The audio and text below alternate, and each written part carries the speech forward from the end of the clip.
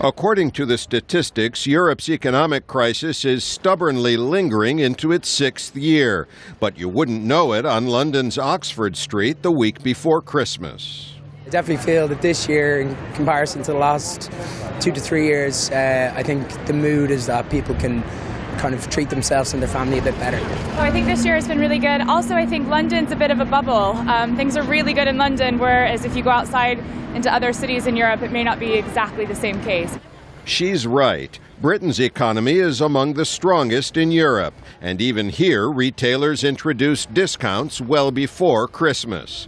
In several countries that use the euro, the economic downturn is much more noticeable, according to capital economics analyst Ben May. Debt's still very high, as is unemployment. There's a need for further austerity in some of these countries, and there's a growing unwillingness amongst the population to accept that. That unwillingness has been reflected in protests like this one in Greece and at the ballot boxes, where voters in some countries have elected anti-austerity governments.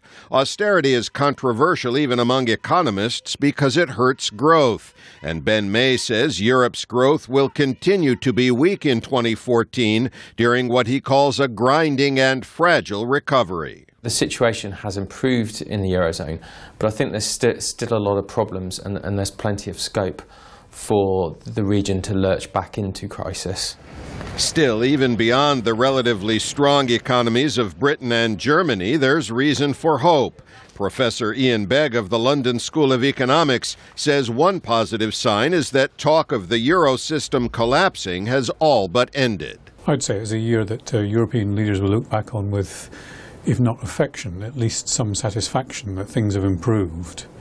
It doesn't yet filter through into the sentiment in the street because incomes are stagnating.